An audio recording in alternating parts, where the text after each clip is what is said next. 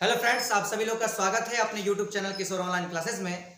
आज हम स्टार्ट करने जा रहे हैं 10th क्लास का हिस्ट्री का फर्स्ट लेसन।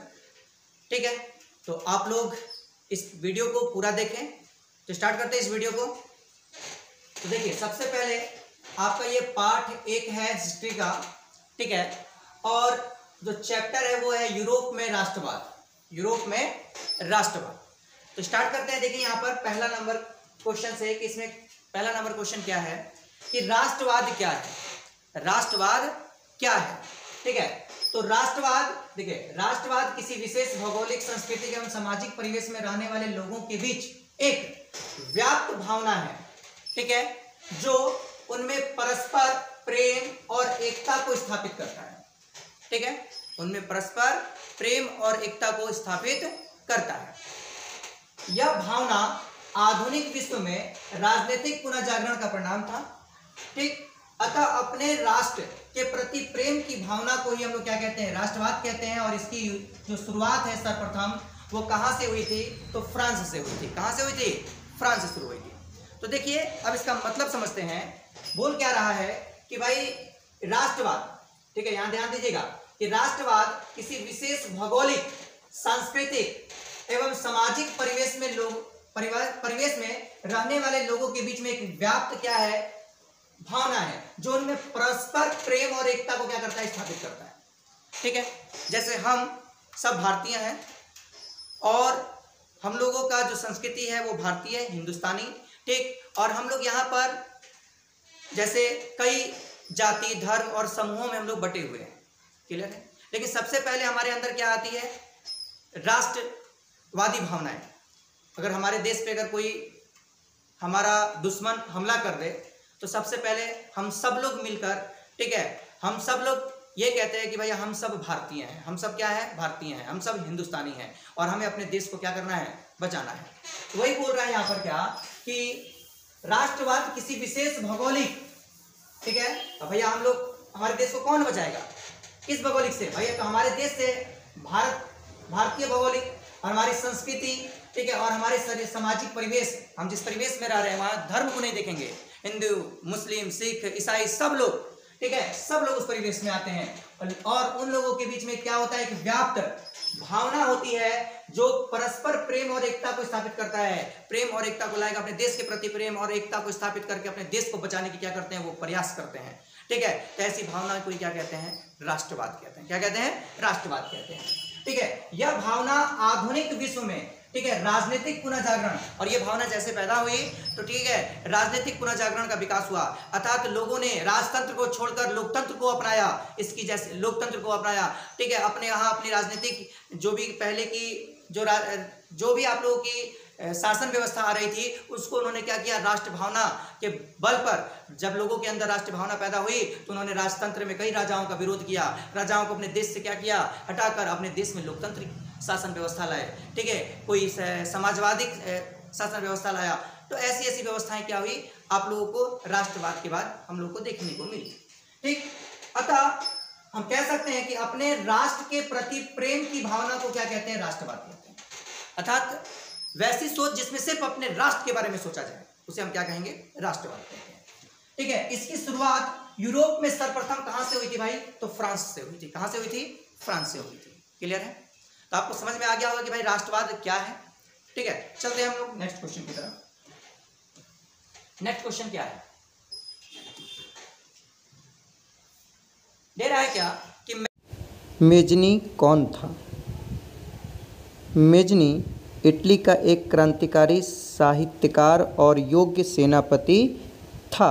वो इटली, ठीक है, का एक क्रांतिकारी, राष्ट्रवादी और एक साहित्यकारक और योग्य सेनापति था, जिसका जन्म 22 जून 1805 को जनेवा में हुआ था। कहाँ हुआ था? जनेवा में हुआ था। ठीक है, यह कार्बोनरी नामक क्रांतिकारी संगठन से जुड़ा हुआ था और इसने 1831 में यंग इटली और यंग यूरोप, क्या रखेगा? यंग इटली और यंग यूरोप की क्या की थी? इसने स्थापना की थी। ठीक है, स्थापना भी की तथा इटली के एकीकरण में अपनी महत्वपूर्ण भूमिका निभाई थी। बता सकते हैं? अर्थात इटली जो था कई छोटे छोटे भागों में क्या हुआ था? वो बटा हुआ था और इटली को एकीकृत करने के लिए मेजनी ने अपनी महत्वपूर्ण भूमिका निभाई। ठीक है, और ये जो था क्रांतिकारी और साहित्यकार और एक योग्य सेनापति था इटली का। ठीक है, और आप ये भी कह सकते हैं भाई कि इटली के एकीकरण में जो था मेजनी का बहुत महत्वपूर्ण भूमिका थी। इसने कई प्रयास किए जर्मनी को क्या करने के लिए, सॉरी इटली को एकीकृत करने के लिए, अर्थात उसको एक कर एक राष्ट्र बनाने का उसने क्या किया, प्रयास किया। ठीक, आगे देखते हैं।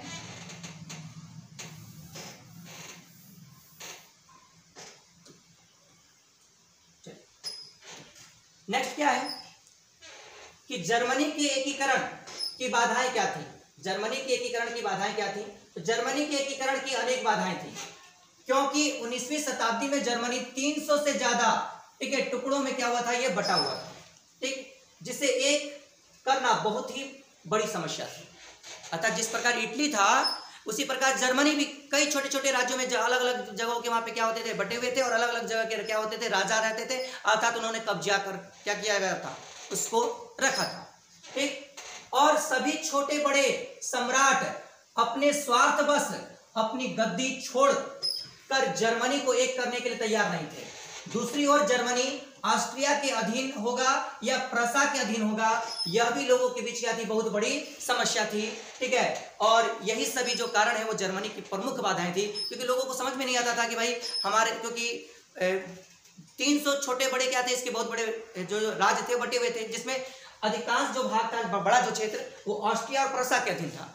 ठीक है, और वहां हुकूमत चलाता था क्या, ऑस्ट्रिया, और प्रसा भी चाहता था, पर प्रसा चाहता था कि भाई एकीकृत हो जाए और सारा का सारा साम्राज्य मेरे पास आ जाए, और ऑस्ट्रिया चाहता था कि मेरे पास आ जाए। तो लोगों के बीच में यह दुविधा थी कि भाई हम किसके पास जाए, ये भी बड़ी समस्या थी। और वहां के जो राजा थे, राजा भी तैयार नहीं थे कि भाई हम लोग क्या करें कि अपना राज्य गद्दी छोड़कर या तो प्रसा को दे दें या तो ऑस्ट्रिया को दे दें। वो लोग दुविधा में थे। ठीक, वो तैयार नहीं होते थे, अर्थात वो नहीं चाहते थे कि जर्मनी क्या हो, एकीकृत हो। क्लियर है? एकीकृत का मतलब समझ गए कि कई छोटे छोटे टुकड़े में क्या हुआ था, जर्मनी पूरा बटा हुआ था। मान लीजिए पूरा जर्मनी है, तो जर्मनी के इधर का राजा कोई और, इधर का राजा कोई और, इधर का राजा कोई और, इधर का राजा कोई और, इधर का राजा कोई और, इधर का राजा कोई और, मतलब अलग अलग जगह के राजे थे। और ये सब नहीं चाहते थे कि भैया सब लोग अगर क्या है अपनी गद्दी को किसी एक व्यक्ति को दे देता, तो बताइए बाबू ये छोटा टुकड़ा जो है एक ये क्या हो जाता, पूरा एक बड़े टुकड़े में चेंज हो जाता। ठीक है, लेकिन ऐसा नहीं चाहते थे, वे अपने मन का मालिक थे, अपनी मर्जी से अपने अपने क्षेत्र का शासन व्यवस्था चलाते थे। ठीक है, और दूसरे को प्राप्त करने के लिए क्या, युद्ध भी करते रहते थे। ठीक है, चलिए, इस तरह से वहां की आम जनता को क्या होती थी, परेशानी होती थी। अब देखेंगे हम लोग आगे की तरफ। ठीक है, देखिएगा क्या है नेक्स्ट क्वेश्चन देखते हैं। क्वेश्चन नंबर 4 है कि मेटरनिक युग। ठीक है, मेटरनिक युग क्या है, बहुत इंपॉर्टेंट क्वेश्चन है, याद रखिएगा। मैं जितने भी आप लोगों को क्वेश्चन लेके आया हूं, आप लोगों के लिए बहुत ही वीवीआई क्वेश्चन है। ठीक है, एकदम इंपॉर्टेंट क्वेश्चन। आप लोग सभी को क्या कीजिए, बारी बारी याद कीजिए, आप लोग का फर्स्ट लेसन एकदम क्लियर हो जाएगा। इसमें से बाहर क्वेश्चन कोई नहीं आएगा, जो भी आएगा इसी पीडीएफ के माध्यम से जो मैं पढ़ा रहा हूं, इसी पीडीएफ से आने वाला है। 100% गारंटी है ये मेरी। ठीक है, इसलिए आपको यह पूरा का पूरा वीडियो देखना होगा और इसको नोट डाउन करना होगा, या आप मेरे टेलीग्राम से जुड़कर इस पीडीएफ को प्राप्त कर सकते हैं। क्लियर है? चलिए, तो देखिए, मेटरनिक ऑस्ट्रिया का चांसलर था, जो घोर प्रतिक्रियावादी शासक था। वह अपने राज्य में किसी भी प्रकार का सुधार के पक्ष में नहीं था, और उसकी नीति थी कि शासन करो और कोई परिवर्तन नहीं होने दो। वो क्या कहता था कि शासन करो और कोई परिवर्तन मत होने दो, अर्थात कोई नया नया विकास करने की जरूरत नहीं है। इतना ज्यादा क्रूर था। ठीक है, अर्थात जो भी अगर उसको जरूरत पड़ता था उसके पास जाता कि भाई कहता क्या कुछ नहीं बनेगा, जैसा है वैसे रहेगा। ठीक, तो आता भी है कि किसने कहा कि शासन करो और कोई परिवर्तन नहीं होने दो, तो याद रखिएगा मेटरनिक ने कहा था। मेटरनिक कौन था? तो मेटरनिक जो था वो ऑस्ट्रिया का क्या था, चांसलर था। क्या था? चांसलर था। ठीक है, अब देखिए बाबू, अतः 1815 से लेकर 1848 तक इसका पूरा का पूरा यूरोप में क्या हुआ, बोलबाला रहा। ठीक है, और याद रखिएगा कि 1815 से लेकर 1848 तक का काल जो है यूरोप के इतिहास में मेटरनिक युग के नाम से जाना जाता है। मेटरनिक युग के नाम से जाना जाता है, याद रखिएगा। क्लियर है कि मेटरनिक युग क्या था? तो क्या बोलोगे, 1815 से लेकर 1848 ईस्वी तक के काल को यूरोप में मेटरनिक युग के नाम से जाना जाता है। क्यों? क्योंकि यह घोर प्रतिक्रियावादी शासक था। यह सुधार का घोर विरोधी था और ये कहता था, ठीक है, शासन करो लेकिन कोई परिवर्तन होने मत दो। क्लियर है? चलिए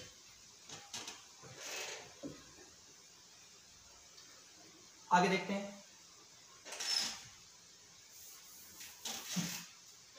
क्या दे रहा है?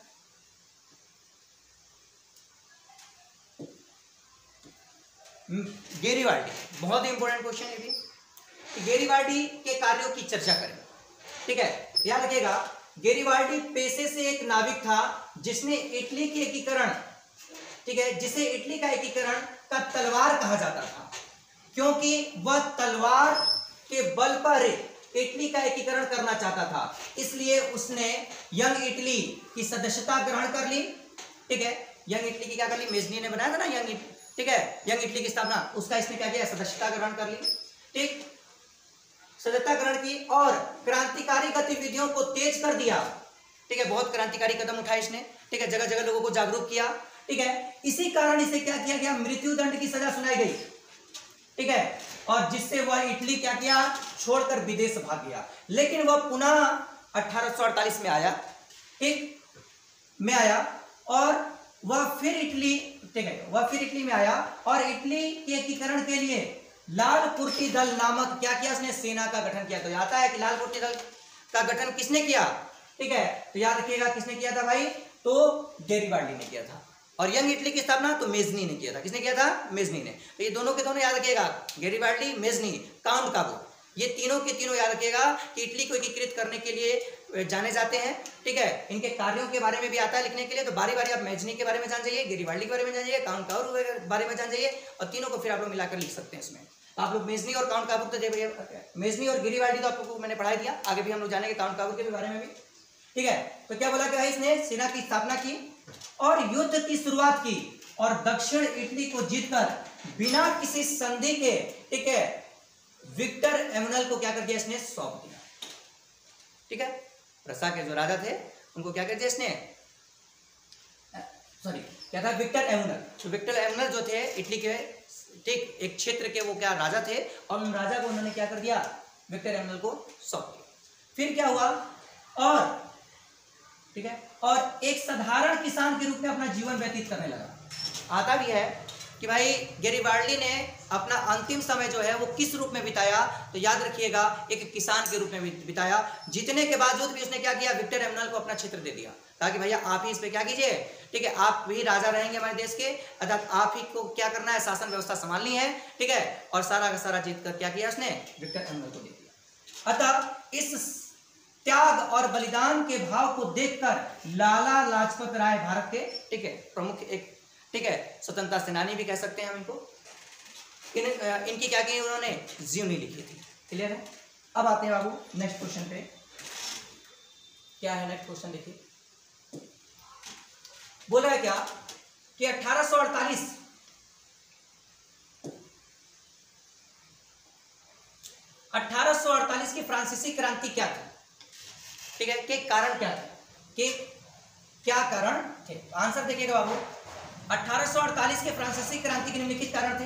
पहला, फ्रांस का शासक लुई फिलिप पूंजीपति वर्गों के साथ रहना पसंद करता था, ठीक है। दूसरा, आप बोल सकते हो कि फ्रांस के राजनीतिक दलों में, ठीक है, संगठन का अभाव था, ठीक है। जो राजनीतिक दल थे वो अपने अपने तरीके से क्या करते थे? इसका विरोध करते थे। लोग मिलकर नहीं करते थे। जब मिलकर करते तो ऐसी कभी भी नौबत नहीं आती, ठीक है। और वो राजनीतिक संगठनों के दल, राजनीतिक दलों के साथ ही वो क्या हो जाता? वो वहां की शासन व्यवस्था सुधर जाती। लेकिन वहां जो भी राजनीतिक दलों में जो गठन था वो उसमें क्या था? अभाव था। वो लोग क्या है? संगठित नहीं होना चाहते थे। फिर लुई फिलिप की नीति और जनता उसके प्रति क्या थी? असंतुष्ट थी उसकी नीति से, ठीक है। जनता जो थी वो क्या थी भाई? असंतोष थी उसकी नीति से। वो क्या, उसको नीति को पसंद नहीं करती थी वो, क्योंकि पूंजीपतियों को ज्यादातर क्या है? समर्थन देता था, पूंजीपतियों के लिए कार्य करता था, गरीबों को और क्या है, मध्यम वर्ग किसान लोगों के बारे में सोचता ही नहीं था, ठीक है। वही बोल रहा है क्या कि लुई फिलिप की नीति से जनता उसके प्रति क्या थे? असंतोष की भावना उनके अंदर थी।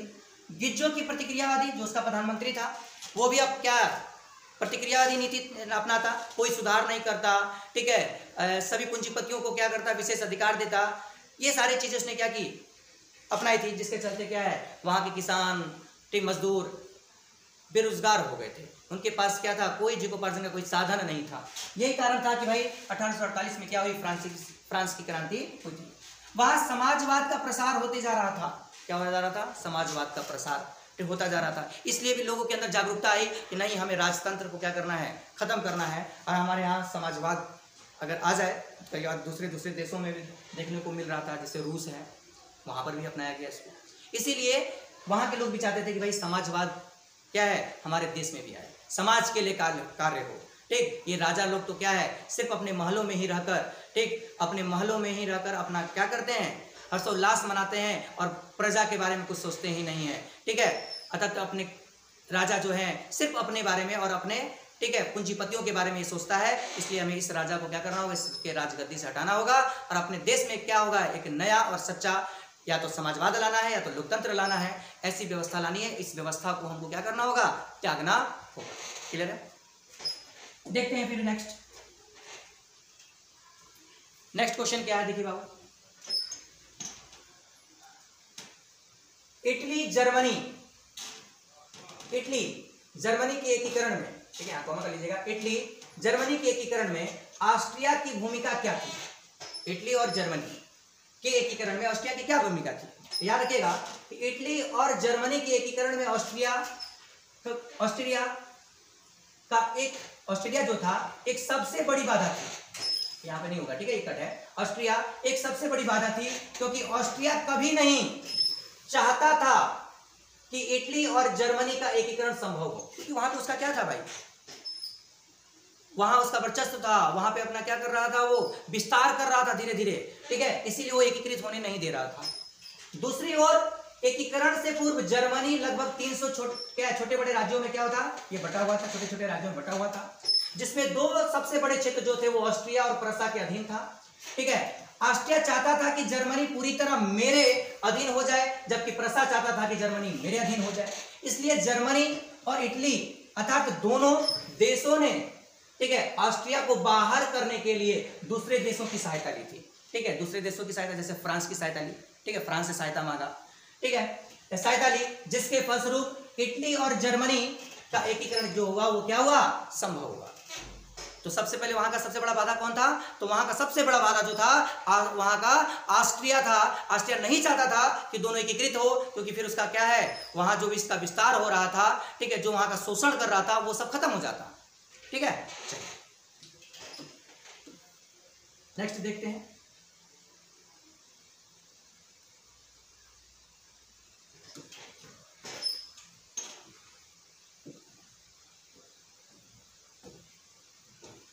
क्या दे रहा है नेक्स्ट, कि यूरोप में राष्ट्रवाद को फैलाने में नेपोलियन बोनापार्ट किस तरह सहायक हुआ।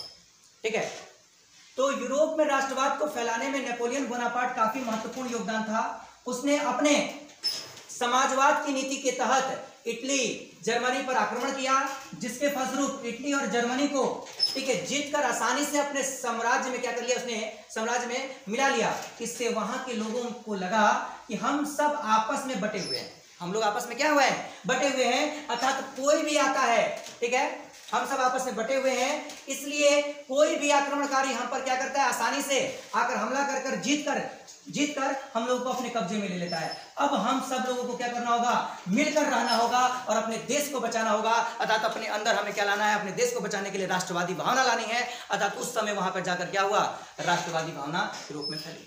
ठीक है, फ्रांस के बाद फिर क्या है, जर्मनी में, इटली में, उसके बाद फिर आपको बहुत छोटे छोटे जो भी वहाँ के जो देश थे, जहाँ पर क्या था, वहाँ उपनिवेशिक था, या वहाँ पर क्या मान लीजिए दूसरे देश अपना आक्रमण करके उसको रखे थे, कैद कर रखे थे।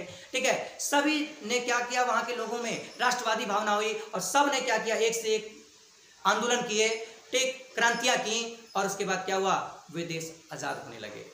वैसे वहाँ राजतंत्र के बाद वहाँ प्रजातंत्र आ गई, किसके बदौलत, तो राष्ट्रवाद के बदौलत। यूरोप में क्या हुआ, और इस प्रकार क्या हुआ, सभी देशों में धीरे धीरे क्या हुआ, अर्थात हम कह सकते हैं कि यूरोप के लोगों में क्या हुआ, एक दूसरे देश को देखकर क्या है, राष्ट्रवादी भावना, जैसे फ्रांस में पैदा हुई तो जर्मनी में हुई, फिर इटली में हो गया, ठीक है, उसके बाद फिर क्या रूस में, ये सब अलग अलग देशों में देखने को मिला। और जिसके चलते राष्ट्रवादी भावना पैदा होने के चलते वहाँ के देश क्या हुए, आज़ाद भी हुए, अलग अलग वहाँ पे शासन व्यवस्थाएं भी आई और ऐसा समय आया कि वहाँ के जो भी देश थे वे हमारे राष्ट्र स्तर पर एक बड़े बड़े देश के रूप में क्या हुए, वो मानचित्र पर उभर कर सामने आए। ठीक है, तो याद रखिएगा। ठीक है, यह भावना जागृत हुई जिससे नेपोलियन बोनापार्ट की काफी महत्वपूर्ण योगदान था। ठीक है, उसने समाजवाद के लिए एक नीति पर काम किया कि समाज के लिए काम किया। ठीक है, और उसने अच्छे अच्छे काम भी किए थे नेपोलियन बोनापार्ट ने। ठीक है, और जिसके चलते उन्होंने कहा कि भाई हमारे देश में हमको क्या लाना है, समाजवाद लाना है और हमें हमारे अंदर सबसे पहले राष्ट्रवादी भावना लानी होगी और राष्ट्रवादी भावना लाओगे तब जाकर क्या कर सकते हो, एकजुट हो सकते हो और अपने दुश्मनों का मुकाबला कर सकते हो। ठीक है, चलिए लास्ट क्वेश्चन है, देखिए बाबू क्या है लास्ट क्वेश्चन, इसको देखते हैं। विलियम प्रथम के बगैर जर्मनी का एकीकरण बिस्मार्क के लिए संभव था। ठीक है, जैसे गैरीबाल्डी, काउंट काबूर, ठीक है, ये सभी लोगों ने क्या किया, इटली को एकीकृत करने के लिए कार्य किया। उसी प्रकार से याद रखिएगा कि भाई जर्मनी को एकीकृत करने के लिए बिस्मार्क की बहुत महत्वपूर्ण भूमिका थी और इसके लिए साथ में उसके विलियम प्रथम, जैसे उसमें था क्या, विक्टर एमुनल। ठीक है, उसी तरह से इसमें कौन थे, तो विलियम प्रथम। ठीक है, विलियम प्रथम जानता था कि जर्मनी के एकीकरण में ऑस्ट्रिया सबसे बड़ा बाधक है और इसे, ठीक है, इसे हराकर, ठीक है, यहां पर गलत टाइप हुआ है, याद रखिएगा। ठीक है,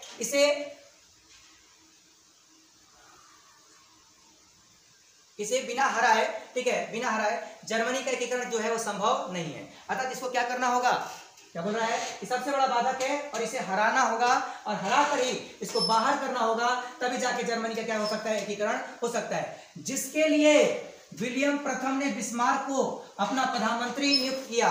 ठीक है, और प्रसा को सैनिक शक्तियों से मजबूत बनाने के लिए सैन्य बजट होता है, उस सैन्य बजट में उसने पैसे को क्या किया, उसने बढ़ाया और मदद किया, सेनाओं को उसने हर एक तरीके से मजबूत किया।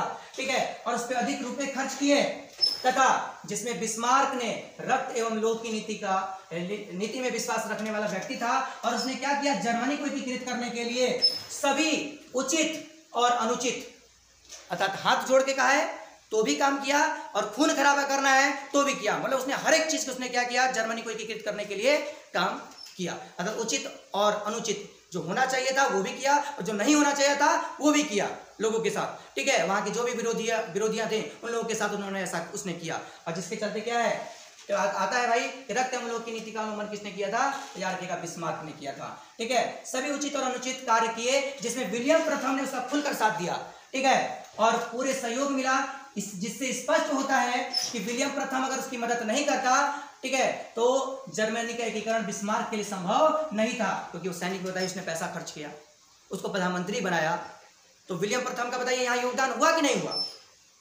ठीक है, इसलिए हम लोग कह सकते हैं कि विलियम प्रथम के बगैर वह, ठीक है, अर्थात बिस्मार्क जर्मनी को एकीकृत नहीं कर सकता था। और यहाँ पर क्या हुआ, जर्मनी विलियम प्रथम और बिस्मार्क के सहयोग से ही क्या हुआ था, एकीकृत हुआ था। तो दिक्कत, ठीक है, तो आप लोगों को ये वीडियो अच्छा लगा होगा और प्रश्न भी आपको सब समझ में आ गए होंगे। आप बस इस क्वेश्चन को लिखिए, ठीक है, और नोट डाउन कीजिए अपने कॉपी पेपर पे और इसको याद कीजिए। 100% है कि आपको इसी में से ही क्वेश्चन एग्जाम में टच करेंगे। यदि आप मेरे चैनल से नए जुड़े हैं तो मेरे चैनल को सब्सक्राइब करें ताकि मैं आपको इसी तरह के वीडियो हमेशा देता रहूं और जब भी मैं लाइव क्लास लूं तो आपके पास मेरा नोटिफिकेशन चला जाए ताकि आप लोग भी वो क्लास में ज्वाइन हो जाए। तो मिलते हैं इसके बाद हम लोग नेक्स्ट वीडियो में। जय हिंद, जय भारत, ऑल द बेस्ट।